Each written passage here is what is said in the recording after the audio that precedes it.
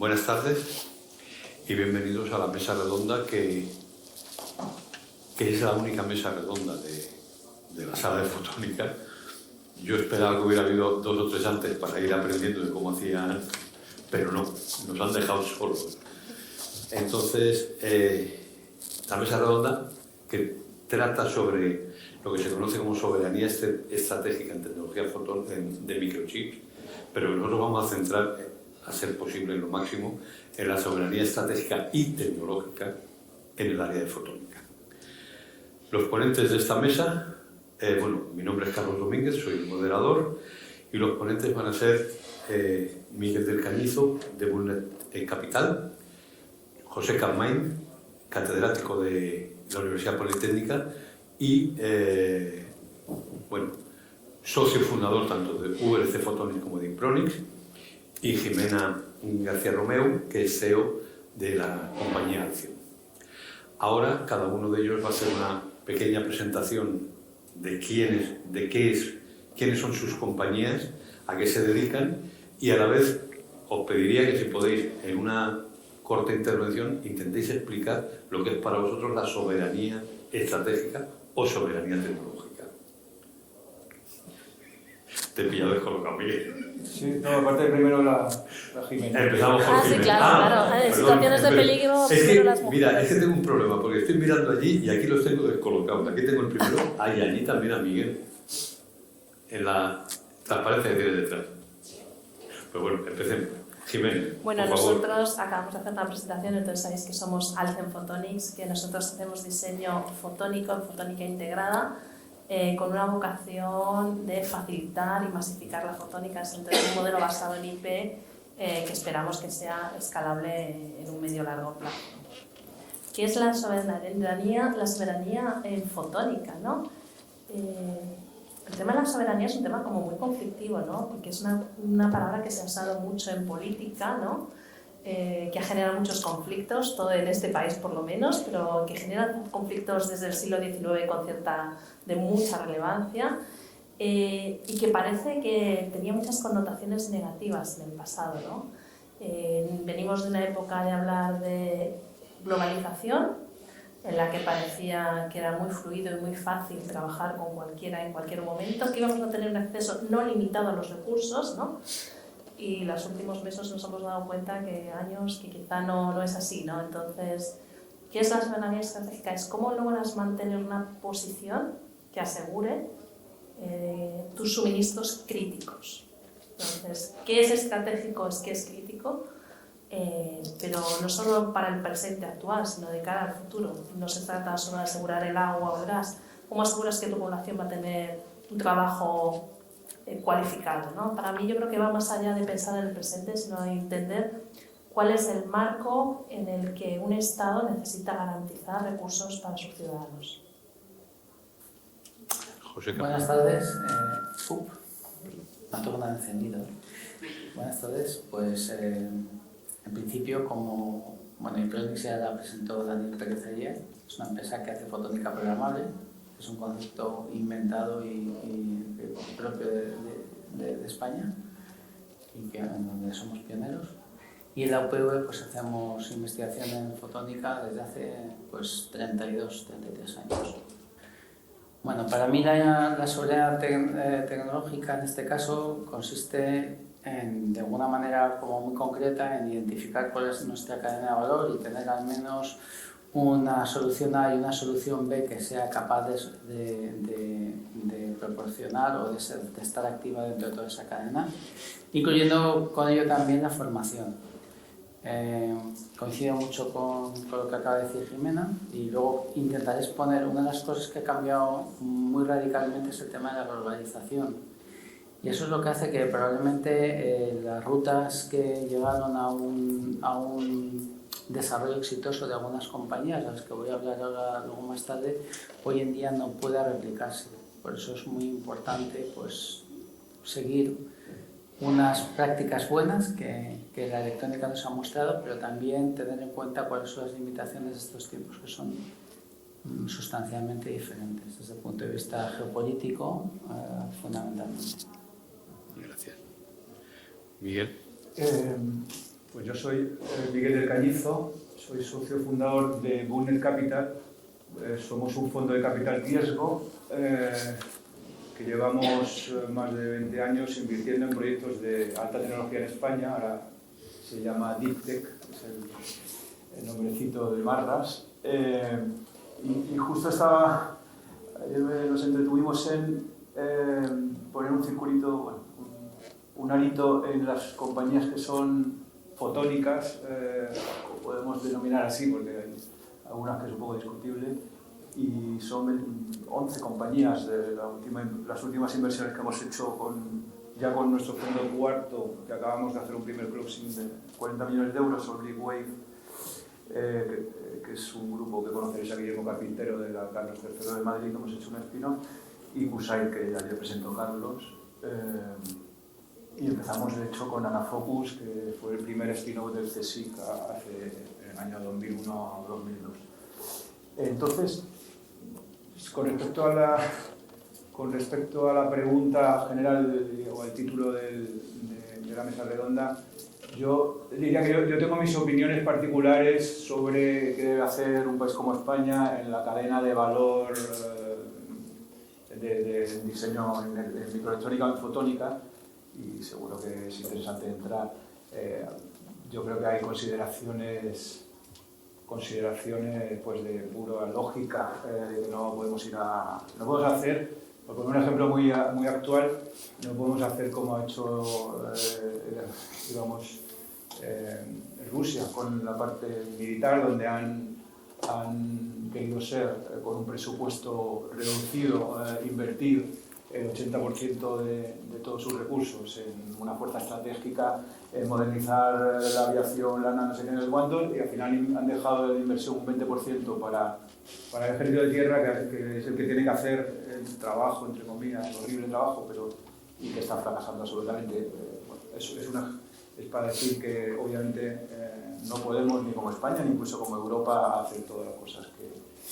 Pero eso son a lo mejor opiniones casi más personales. Yo lo que luego me trataré de hacer, y me he hecho una especie de un pequeño decálogo de cómo, desde la perspectiva de creación de startups, que es a lo que yo me dedico y que tiene mucha importancia en esa soberanía, porque la soberanía, lo dijo Job, viene del pueblo, viene de abajo, y yo creo que es lo que quizás debemos enfocarnos, o al menos a mí me gustaría enfocar la reunión, que es cómo garantizamos pues que se crean startups y que esas startups escalen, cómo garantizamos y mejoramos la capacidad de atracción de investigadores, profesionales, etcétera, a esos proyectos, y cómo no nos los cargamos.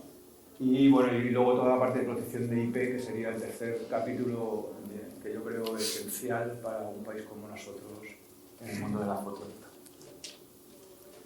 Bueno, gracias a los tres. En principio... Perdona, y como somos inversores de un montón de compañías, pero no de... No de eso podemos debatir y pelearnos y todo, sin implicaciones secundarias. Bueno, en principio este es el motivo de la mesa redonda, y lógicamente se circunscribe en este caso a la soberanía estratégica o tecnológica de nuestro país. Aquí solamente he intentado poner cadenas de valor, pero no cadenas de valor al uso, salvo quizá la de I más D, más fabricación, más la típica, sino más bien intentar buscar esto. Si también dentro de estas cadenas de valor entra la formación, el talento, la inversión, el equipamiento. Muchas veces hablamos de fotónica y nos centramos en el circuito fotónico, en el componente fotónico, en el diseño fotónico, pero para hacer todo eso hacen falta equipos, hace falta operarios, no solo ingenieros. Todo esto es lo que creo que debería formar parte de la soberanía, si es que hay. ¿Qué opináis? Yo estoy totalmente de acuerdo en esto que has comentado. Cuando uno tiene una industria potente se genera un círculo virtuoso en el que hay trabajo, el trabajo atrae al talento, el talento atrae la innovación, y no estaríamos discutiendo de soberanía tecnológica probablemente si tuviéramos una industria establecida.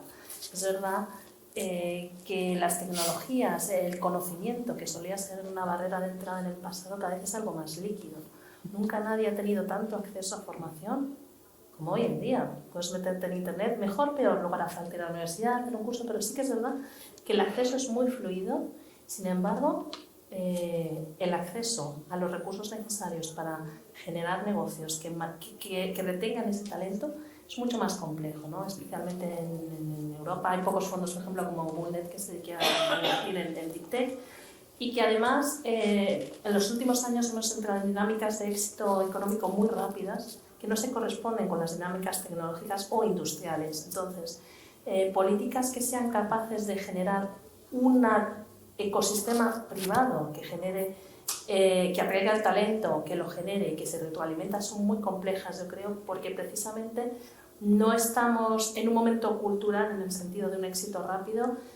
No somos una cultura afín a la inversión en Deep Tech y sin embargo es absolutamente necesario, como hemos visto, porque la tecnología ya no es algo puntual que ocupa un lugar de nuestras vidas, sino que es que subyace detrás de todo lo que hacemos. Yo recuerdo hace 5 o 6 años, no sé, es una presentación en la que el escenario que se planteaba era qué sucede si una era Corea del Norte y Corea del Sur. ¿Dónde se hacen el 80% o el 60% de los móviles, que es el mercado de Samsung? Entonces, sí que es verdad que se han visto señales en el pasado, pero que hemos tardado mucho en reaccionar. Probablemente porque veníamos de una cultura de la abundancia. Parece que esto no es así. Creo que es muy complicado generar esto. El conocimiento, por ejemplo, es otro activo de largo plazo. Generar el talento es porque ahora nos está costando contratar, porque es un activo de muy largo plazo. Gente que tarda mucho en formarse. Entonces, sí que es verdad que al margen de cuáles sean nuestras acciones deseadas o las acciones que nos gustaría ver en práctica, sí que creo que hay una cosa que tiene que subyacer y es una cierta consistencia. Pues que ser lo ideal para mí es que sean políticas muy consistentes en el tiempo, no de 2, 4, 8. Estamos hablando de 10, 15 años como mínimo, y que además consideraran no solo los aspectos públicos, formación, inversión, sino generar una demanda interna o externa que nos permitiera ser sostenibles, porque sí que es verdad que solo a base de subvención no hay ninguna industria que perdure. Bueno, pues a mí me gusta decir que en Fotónica tenemos mucha suerte porque tenemos el déjà vu de lo que ha pasado con la electrónica con 30 años de diferencia, 35 años de diferencia, ¿no? Como esta mañana había muchas preguntas, quiero hacer una pregunta, a lo mejor, ¿sabe alguien de la audiencia lo que era originalmente Samsung? Era una empresa de salazones de pescado y de verduras secas, que en un determinado momento pivotó después de la Segunda Guerra Mundial y, bueno, en un entorno, en un contexto en el que, pues si comparamos el Producto Interior Bruto de Corea del Sur, en los años 60 era comparable al de Ghana, ¿vale? Y bueno, pues ha habido un determinado cambio. Hay una decisión política, como en Taiwán, con TSMC, de arrancar un determinado sector, de pasar de una industria que solamente hacía assemblies a intentar desarrollar una oportunidad que había a la hora de fabricar, en este caso, chips. Y hay una cosa que yo creo que es fundamental. En primer lugar, un apoyo muy decidido de las autoridades, una financiación pública consistente. Jimena lo ha dicho hace un momento, pero no mayoritaria. Pues en TSMC, por ejemplo, el gobierno de Taiwán invirtió pues, aproximadamente un 48% del capital, 200 millones, que teniendo en cuenta la inflación de todo este periodo corresponden a 550 en la actualidad. ¿De dónde viene el resto? Pues os va a resultar gracioso. Tanto Intel como Texas Instruments rechazaron entrar en TSMC. Es que muchas veces idolatramos y somos muy mitómanos de determinadas empresas. Y no es que Intel lo hiciera mal, es que Intel tenía su negocio y tenía sus habichuelas por un lado y por lo tanto no le interesaba Esto es un ejemplo claro de un sector disruptivo. Entra por la parte baja del mercado, los grandes no se dan cuenta y cuando se quieren dar cuenta ya es demasiado tarde. Por lo tanto, yo diría que el tener un sector, poder desarrollar un sector, una independencia, ya hablemos a nivel español, a nivel europeo, depende de 4 cosas. Primero, una decisión política. Si no hay una decisión política no se puede hacer nada. Segundo, una inversión consistente, tanto pública como privada, a lo largo de muchos años. Tened en cuenta que TSMC arranca en el año 85. Es decir, ayer prácticamente, como quien dice. Es decir, y hoy en día es lo que es. Es que la gente habla de TSMC y dice, no, joder, tal, pues que TSMC no existía en el año 85. Surge a propósito de una decisión política, de inversión, de captar talento, porque en un país que no tiene recursos para un determinado tipo de infraestructura ni know-how, tienes que traerte a las personas en un principio y formar, como lo que ha comentado Carlos anteriormente. Y luego hay una componente que es ya no controlable, que es el entorno geoestratégico. Y esto a mí se me gustaría incidir un poco porque tanto Taiwán como Corea se han beneficiado del entorno favorable a la globalización que comienza a principios de los años 90. Es decir, llega un momento en el que Estados Unidos quiere hacer competencia a Japón porque le ha llevado todo el mercado de memorias dinámicas y entonces decide dar negocio, dar licencias a buen coste, a buen precio a Corea del Sur.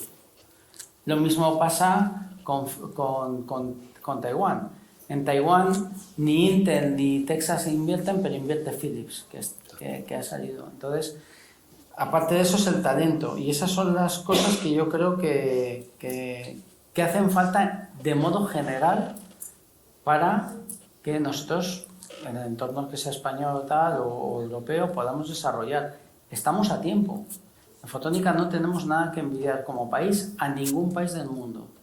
Tenemos talento, tenemos posibilidades, el sector es incipiente y hay liderazgo y lo más importante, la Fotónica puede vivir muy bien a través de inversiones que impliquen foundries de nodos maduros. No hace falta irse a 5 nanómetros. Y perdón por lo que me he extendido. No, estoy de acuerdo. Yo siguiendo algunos de los hilos abiertos por vosotros, pues muy amplios y muy interesantes, pero enfocando en este especie de decálogo en lo que he llamado, pues, un primer capítulo dejando el tema de recursos humanos y propiedad intelectual, quizás para hablarlo luego, pues no sé, muy pesado. Con respecto a 3 deseos o 3 cosas en las que podemos contribuir distintos actores que estamos aquí presentes para facilitar la creación y la consolidación de startups. Por decir 3 puntos de cargo aquí, lo primero yo diría que yo creo que es importante que en toda esta reflexión y un poco carrera hacia adelante de atraer, convencer grandes inversiones de Intel y de rollos de estos inversiones. Y pues incorporar en esa reflexión y en ese esfuerzo pues el pensar qué impacto tiene eso en el ecosistema o en el entorno de startups, ¿no? Por ejemplo, desde el punto de vista de recursos humanos, porque tiene efectos positivos, pero también tiene efectos que pueden ser pues nefastos para la industria, por eso hay que reflexionar para orientar las cosas de manera adecuada y pensar también que las infraestructuras que se van a invertir gracias a un esfuerzo público, europeo, español, pues lo que siempre se dice que no es solo por hacernos una foto, sino que pensemos que estas infraestructuras, aparte para hacer ciencia, deberían, al menos algunas de ellas, servir para fomentar la creación de productos que empresas, startups o empresas más maduras lleven al mercado, en este caso en fotónica o fotónica integrada. Luego, Otro segundo eje es todo lo que tiene que ver con legislación, reglamentos, etcétera, para la creación de empresas tecnológicas a partir de centros de investigación, de universidades, etcétera. José lo conocéis de este problema. Yo creo que hay necesidad, hay universidades que son más, que han sido más vanguardistas en esto y que tienen ya cierta experiencia. Algunas han maliciado un poco por la mala experiencia, pero es importante que haya que compartan esas experiencias, que haya un poco de armonía y de eso, porque aquí cada vez que vas a una universidad a hacer un spin-off es empezar de cero con todo el tema de licencia de tecnología, los porcentajes, el EBT, todo eso. Por supuesto hace falta en ese contexto también pues facilitar que personas, pues en este caso como José, que también a mi izquierda, perdón, pues pueda colaborar y participar desde una posición, digamos, todavía en la universidad o en la universidad o en el centro de investigación con la compañía, que ahora mismo es prácticamente, te tienes que hacer casi un delincuente para conseguir trabajar, y eso es absurdo que se dediquen tantos ciclos de CPU, tantos esfuerzos y al final tengas que hacer apañuscos para cumplir con una tontería de letra de la ley que no tiene sentido. Por supuesto que hay criterios de derecho, etcétera, que hay que seguir, pero... Y luego, y esto lo comentaba Jimena, ¿no? Yo creo que es importante formar a inversores en otras tecnologías o en, yo qué sé, internet, etcétera, y atraerles al mundo de la fotónica, por supuesto. Luego hablaré también para el atraer a la gente en sí, a los ingenieros o a los físicos. Los ejemplos son lo mejor, los ejemplos de éxito son los que pueden atraer a otros inversores, pero hace falta una formación porque, por ejemplo, la fotónica, la electrónica es incluso más amena leer cosas de fotónica, de electrónica, pero la fotónica es muy industrial y cualquier paper de eso enseguida a la gente le sale mucho humo y no entiende nada. Tenemos que hacer un esfuerzo ahí y, por supuesto, en ese mismo plano, pues yo creo que es obvio que la inversión pública en fondos como el nuestro pues ha sido esencial para el mantenimiento del sector y el desarrollo, y ahí el trabajo del CDT, de Invierte, de GISA, de Fondico, etcétera, ha sido absolutamente esencial. Y yo creo, obviamente, que igual que nuestro fondo en primero era más pequeñito y ahora es más grande, sin volvernos del todo locos, pues obviamente hay que crecer porque las inversiones son más importantes. Luego hablaremos de los costes de los ingenieros, etcétera. Sí, de hecho, habéis nombrado casi 3 ejes fundamentales, que son la formación, que son la financiación estable y continuada, y la rapidez, la rapidez de cambio que existen en estas tecnologías, y por tanto hay que estar siempre, por así decirlo, alerta. Es chocante que ninguno de los tres me ha nombrado una de las cosas que ayer parecía que preocupaba muchísimo, y era la necesidad de que hubiera una gran industria que tirara de... A pesar de que tú has nombrado Samsung como luego ha sido gran industria, en sus inicios no lo era, pero luego lo fue. Por comparación con la microelectrónica, en su momento, la microelectrónica en España, como has comentado, José, el gobierno puso énfasis en que hubiera una gran industria tractora que tirara adelante de la microelectrónica en España, hasta que la industria se cansó y se fue. ¿Estáis de acuerdo con que haya una gran industria que tire del resto? De la financiación, tanto público como privada, de la formación, del desarrollo tecnológico. ¿Qué entiendes por industria? O sea, si estamos hablando, por ejemplo... Gran industria. Industria, gran, de acuerdo, pero que genere valor. O sea, no se trata solo de que se asiente en España, pero estamos hablando de una industria que lo que está haciendo en España es simplemente ensamblar, producir. Sí que es verdad que puede generar una cierta industria intermedia aledaña. Sí que es verdad que facilita la llegada, por ejemplo, en ciertas startups a ciertas colaboraciones, pero es verdad que es muy fácilmente transferible. La principal barrera de transferencia, y nosotros lo vimos constantemente, aparte del dinero que es más líquido, es el conocimiento. El conocimiento lleva muchísimos años transferirse, ¿no? No sé, cuando Intel compró recientemente, sabes que compró una Tower Semi, una gran foundry, con el objetivo de hacer competencia a TSM. un artículo muy interesante en el que decía: puedes comprar las equipaciones, puedes comprar los procesos, pero la gente que gestiona esos procesos, que sabe cómo son, que son procesos extremadamente complejos, tardas muchísimo en adquirirla, con lo cual preveían que el retorno de esa inversión iba a ser muy largo, ¿no?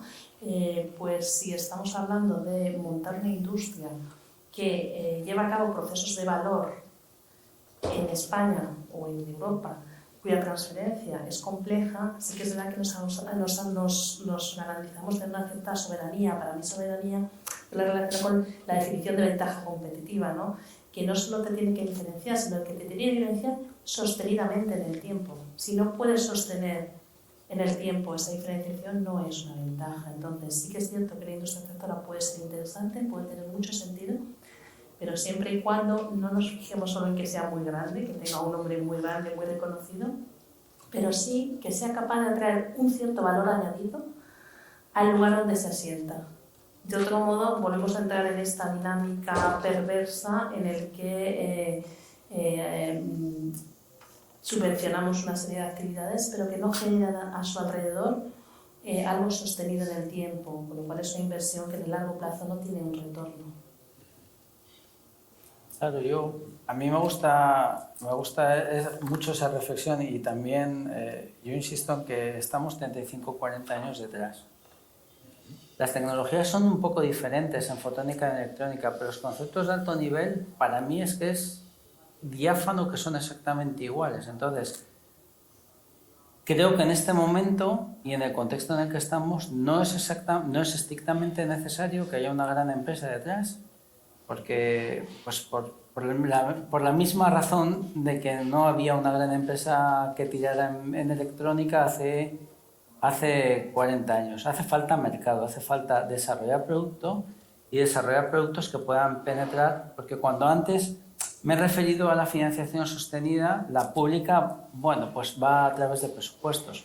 La privada, pues muchas veces tiene que ser a través de tu entrada en el mercado, pues no hay otra opción, salvo que sea una empresa con un perfil muy particular.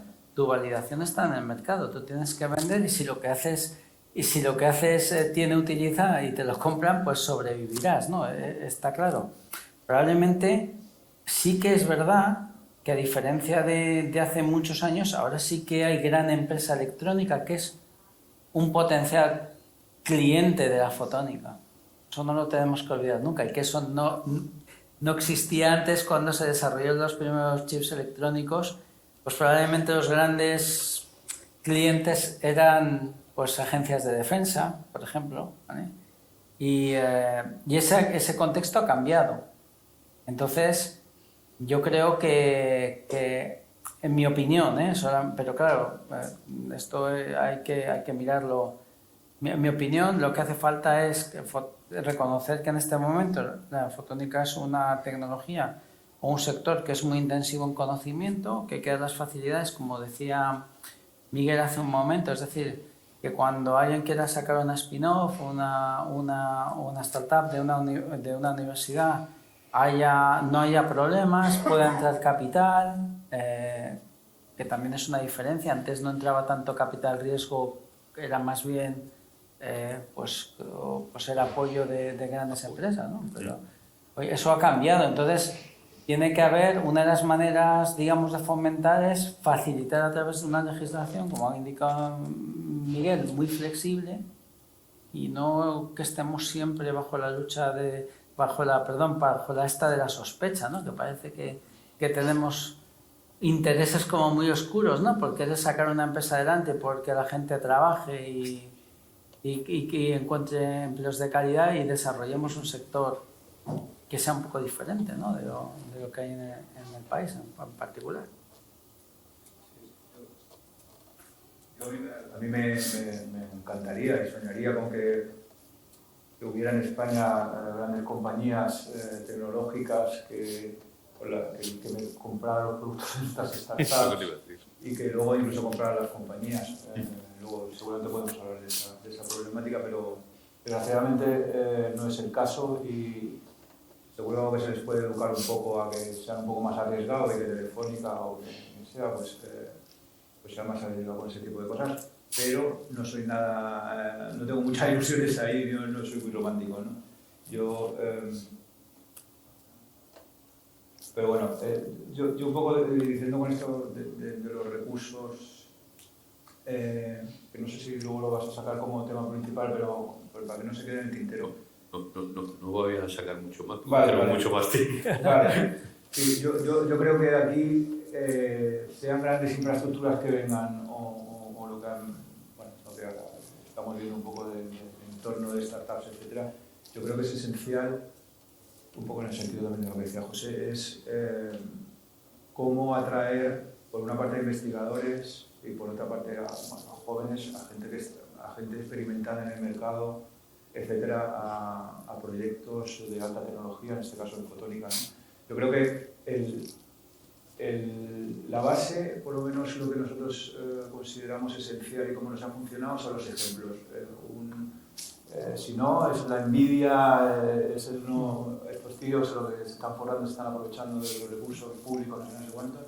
Cuando ven gente que son como ellos, que son, bueno, como Laura, etcétera, que están luchando por eso y que son personas que han hecho un doctorado, un postdoc, no sé cuántos, etcétera, y que no son, yo qué sé, no son como en la película Facebook, ¿no? Yo creo que por otro lado, entonces, yo creo que hay que difundir ese tipo de ejemplos entre los investigadores y eso es una cosa muy importante que tiene que hacer este país y el CSIC y la universidad. Luego tenemos que buscar nuevos caladeros de recursos, ¿no? Yo creo que igual que las grandes compañías están jugando a contratar recursos aquí, que a mí, sinceramente, la gente dice, es que luego invertís en una compañía y luego lo va a comprar un extranjero. También hacemos en la universidad, hay mucha gente que ponemos en la universidad en física o en ingenieros matemáticos o lo que sea, luego trabajan para multinacionales y tampoco vamos a prohibir las universidades o vamos a decirle a alguien, tú si te matriculas en Teleco, luego no vas a poder trabajar para Google, porque entonces no se matricularía nada, nadie se iría a otro lado, ¿no? Yo creo que tenemos que saber jugar un poco la carta, por ejemplo, del teletrabajo, etcétera, igual que la van a jugar los grandes y es uno de los grandes desafíos que tenemos, ¿no? Y por tanto, eso, pues lo que decía, buscar nuevos caladeros de recursos, buscar otros países, América Latina, etcétera, y jugar un poco también nosotros desde la posición de España, el hacer esa, etcétera. Y dentro de esos caladeros de recursos, atraer a las mujeres a la fotónica, es el tema, obviamente, de la proyección. Antes comentábamos que, por ejemplo, bueno, es un problema grave y hay muchísima, obviamente, no voy a decir la obviedad de que hay muchísimas mujeres inteligentísimas y no sé cuánto, etcétera, y que no están, pues que no se ven atraídos por eso.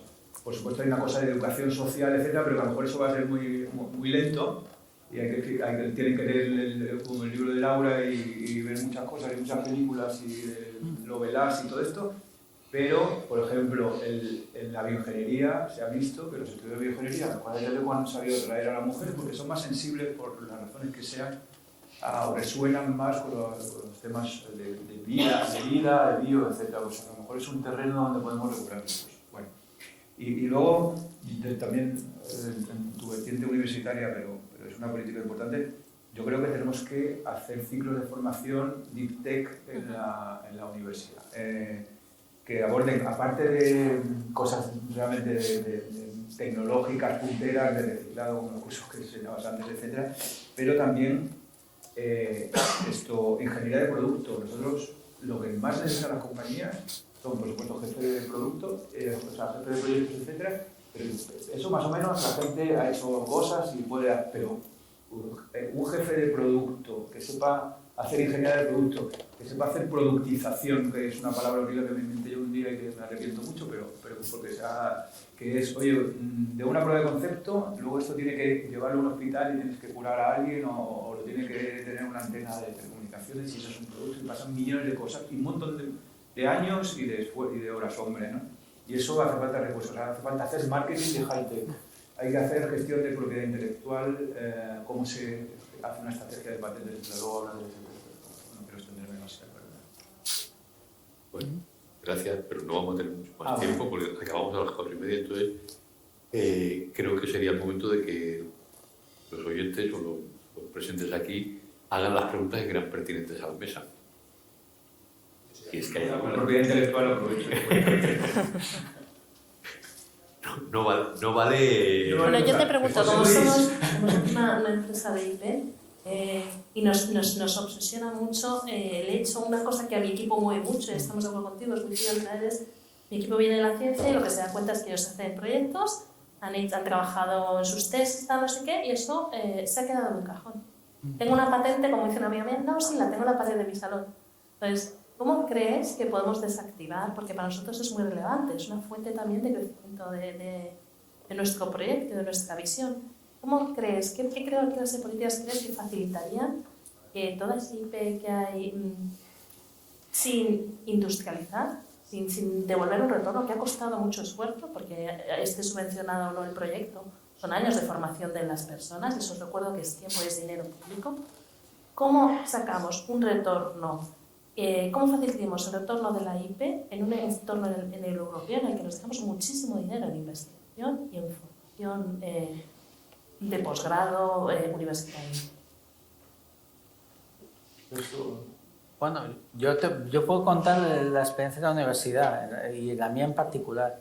La UPV no es precisamente una universidad que sea muy pasiva en estos temas, es bastante activa en el tema de transferencia de tecnología. Pues aún así, claro, cuando termina tu trabajo como científico, en la parte de la IP, pues necesitas ayuda, porque es que si no tendrías que estar teniendo pies en todos los lados y tener una gran cantidad de expertise que ni el tiempo ni la vida da para tanto, ¿no? Y siempre hay muy buena voluntad en decir, bueno, pues tenemos una oficina de patentes, etc.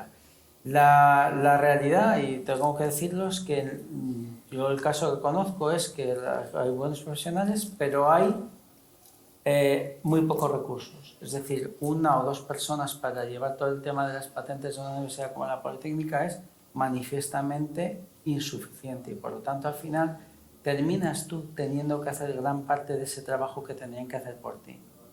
Y creo que eso pues no es óptimo. Eso es uno de los obstáculos para que la gran cantidad de propiedad intelectual que se puede generar no tenga salida o por lo menos no tenga registro. No toda tiene salida en licencias, pero por lo menos que quede registrada. Esa es mi experiencia. Sí, vamos, es un tema muy amplio y sin duda, pero yo creo que hay que estamos despilfarrando recursos en patentar cosas que no sirven absolutamente para nada y eso es importante. ¿Cómo podemos ayudar a eso? Pues con los recursos que decía José y con algunas políticas. Yo creo que eso está, desde el punto de vista de política pública, prácticamente en pelotas, no hay nada.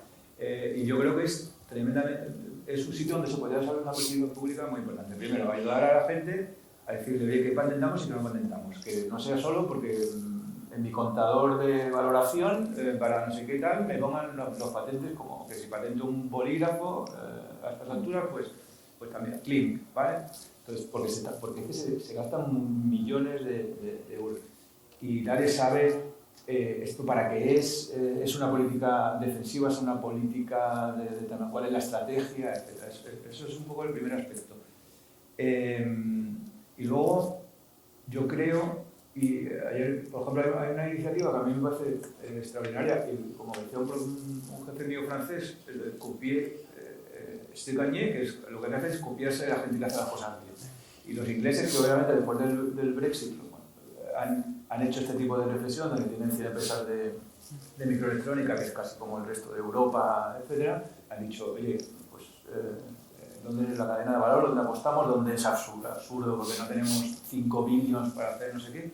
Y una de las cosas de los ejes de desarrollo es decir, oye, tenemos que ayudar a las empresas y a los centros de desarrollo de los organismos públicos de investigación a ayudarles en todo lo que es relativo a la licencia de propiedad intelectual. Entonces han hecho una cosa que se llama el Lambert Toolkit, que vas a la web y tienes todos los distintos tipos de licencias que se puede hacer entre una universidad y una compañía, con una startup, con una empresa grande, etc. Bueno, y luego lo difunden, etc.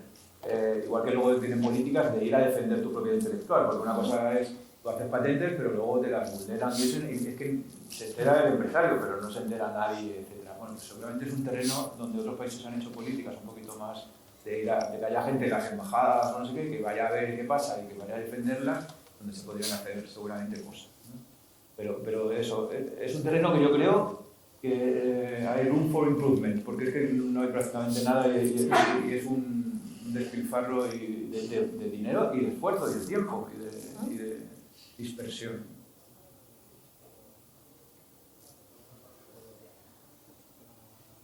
¿Qué opina el presidente? A mí me gustaría comentar, Carlos, bueno, una de las cosas que habéis comentado y que he oído por varios sitios, ¿no? Carlos Guillén en su presentación decía de esta gran impulsora que además. Y a lo largo de esta jornada he oído en múltiples ocasiones, no estoy de acuerdo con esta charla, creo que vosotros también habéis dicho que efectivamente que no hace falta un big player, o igual esa idea del big player no es la que toca. El hecho de ser, creo que de hecho es necesario que sean empresas pequeñas las que muevan esto. Ese desarrollo de tecnología es algo que necesita tiempo, como decías tú primero, que no es algo que pueda venir y por el hecho es que me resulta incluso postizo que haya un big player ahí. Es como el big player puede tirar, pero si nosotros no estamos preparados para seguirlo, va a hacer todo el esfuerzo y a lo mejor nosotros no llegamos a cogerlo en la carrera. Entonces, simplemente ese comentario no sé si queréis aportar. Bueno. Estoy de acuerdo contigo. Yo creo que uno, no estoy de acuerdo con lo que decía Carlos aquí. Yo creo que no hace falta ese big player, pero sobre todo, no vayamos a cometer el error de que antes estábamos diciendo ¿qué queremos? Una estructura vertical, en donde cada uno, al final lleguemos a un big player que se haga todo. O sea, si queremos un big player que sea, cada vez que hay una startup que tiene éxito, hoy la compro, la asumo, y lo único que estoy haciendo es que acabo de cortar el flujo de oportunidades que haya otras que hagan lo mismo. O queremos un big player que puede ser una opción distinta, un big player que puede ser a nivel nacional, y eso no es un player, no estoy hablando de una industria, sino una estrategia de desarrollo continuo que lo que favorezca es que tengo un usuario final que es el que está favoreciendo esto. Esto es distinto. Yo creo que es bueno que no haya un big player que se dedique a comprar cada una de las situaciones de éxito. Y es verdad que podemos caer en el error, o podéis, en el sentido de que lo miro como representantes de Spino, en este caso vosotros, ¿vale? Pero, claro, puede ser muy egoísta decir, yo tengo una idea, mañana alguien decía, pues me doy 10 millones y me voy a dormir. No, puede estar, a nivel personal puede estar bien, pero creo que eso no sería lo bueno, eso no sería lo bonito. Lo bonito sería, garantizo unas oportunidades de negocio a nivel nacional y doy la posibilidad de que se continúe. Sí. De todas maneras, yo creo que Carlos a lo que se refería básicamente es algo de lo que estábamos hablando aquí. El big player o la gran industria, él la veía como necesaria en algún momento para fomentar y mantener la cadena de valor. Lo que habéis comentado, claro, suministros. Hoy aquí hemos hablado, o se ha oído hablar del problema de los suministros. 100 empresas pequeñas puede ser que no tengan el peso o la fuerza que pueda tener una Telefónica, una Renault o una Samsung a la hora de negociar esa cadena de suministros y que esa cadena de suministros funcione. ¿A qué se refería también? A que nosotros formamos talento, distribuimos el talento y lo distribuimos entre muchas pequeñas empresas. Quizá el gobierno, en un momento dado, universidades, etcétera, puedan cambiar planes de estudios en función de cómo les venga por motivos políticos o estratégicos. Si hay una industria grande que fija unos parámetros en el ámbito educativo, incluso en el ámbito de formación, puede ser que ya no se atrevan a meterse con esa empresa. Yo creo que él iba más por ahí en ese sentido, creo. No sé, yo no sé, a mí lo del big player me parece bien en tanto en cuanto, por ejemplo, no sea ad hoc, no sea encajado ad hoc. Es decir, si tú tienes una empresa, si es pequeña, es una empresa de producto y el big player, por ejemplo, te dice, oye, me gusta tu equipo, quiero probarlo, me gusta y quisiera comprarte 1000. Claro, obviamente eso está muy bien. Para eso sí que quiero un big player, ¿vale? O incluso en el otro extremo, decir, mira, quiero desarrollar este segmento de negocio y quiero crecer inorgánicamente, te adquiero. Pues vale, bien. Pero ponerlo porque sí. O poner otra TT, no. No. Ponerlo porque sí, no. Habéis comentado una cuestión que me parece que es verdad, que ahora hay un nicho importante de empresas y no creadas desde la universidad, centros de investigación, que hay financiación, que eso en algún momento lo ha habido, que había talento, que estamos en formación, pero cuando sacamos para conseguir personal no tenemos, el personal se nos salta. También ha fluido. ¿Por qué fluye tanto el personal y no encontramos a esa gente que necesitamos cada vez que sacamos un gol para personal recién salido de la universidad? ¿Eso lo habéis estudiado en las universidades? No sé si en la universidad, pero para nosotros que el talento, o sea, nuestra materia prima es el talento. Es algo que hablamos mucho, hemos hablado con vosotros, hemos hablado con la Politécnica Madrid, etc. Entonces, lo que sí que estamos viendo, y es algo que, por ejemplo, si vais a Estados Unidos y habláis con empresas tecnológicas, os daréis cuenta, es que en Estados Unidos y Europa los estudios de ciencias, la gente que estudia ciencias es cada vez menor. Dentro de esta gente que estudia ciencias, ahora cuando tú ves tus perspectivas laborales, y hablábamos en el caso de Teleco en concreto, nos contaban que tú puedes pensar en acabo la carrera, me dedico al Big Data, por ejemplo, cuyo además su curva de aprendizaje no es muy lenta, no deja de ser programación, algoritmos, es bastante sencillo, no es muy soft. El retorno económico de un junior de Big Data es brutal. Si yo quiero dedicarme a la fotónica, tengo que estudiar algo que aparentemente no es tan fácil, un conocimiento no tan fácil de adquirir. Necesito un posgrado, ya sea un máster, ya sea un doctorado, etc. Y luego me acoge una industria que es quien no deja de ser una industria muy en un nicho vertical, mientras que el Big Data es aplicable a casi todas las industrias. El impacto es mucho más directo. Yo le cuento a Big Data a mi abuela, le cuento lo que hago. Señores congresistas, les recordamos que la sesión continúa en el auditorio 1. Gracias. Entonces, nosotros, bueno, volviendo al tema, nosotros sí que creemos que hay que hacer un esfuerzo de evangelizar en torno a la fotónica. Cosas que hemos visto que atraen talento. El desafío. Yo creo que esta es una industria que presenta desafío. El hacer algo. Yo nunca me he dedicado a los aspectos técnicos, siempre he estado en el negocio, pero para mí lo que me atrajo una carrera técnica es la posibilidad de cambiar el mundo. Eso mueve a muchísimos jóvenes hoy en día. La fotónica tiene la capacidad de impactar en las vidas de todos, sin llegar al detalle de depilarnos, pero es verdad, en miles de situaciones. Y luego las condiciones de trabajo. Las condiciones de trabajo en las startups son muy inestables. Sin embargo, como comentaba Miguel, tenemos que ser capaces de crear un entorno, como nosotros, de teletrabajo. De crear un entorno flexible con las situaciones familiares, para traer, por ejemplo, las mujeres, al final, nuestro hándicap profesional está relacionado con la maternidad, ¿no? Un entorno en el que tú puedas trabajar de forma flexible, que no quiere decir menos, es flexible.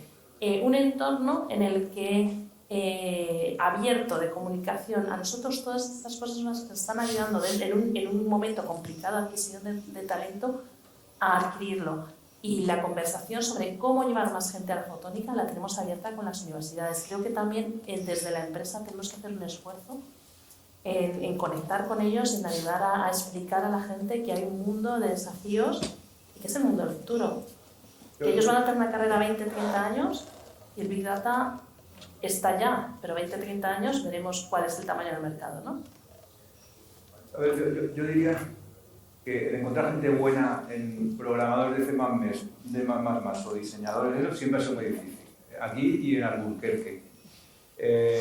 Entonces, eso es lo primero.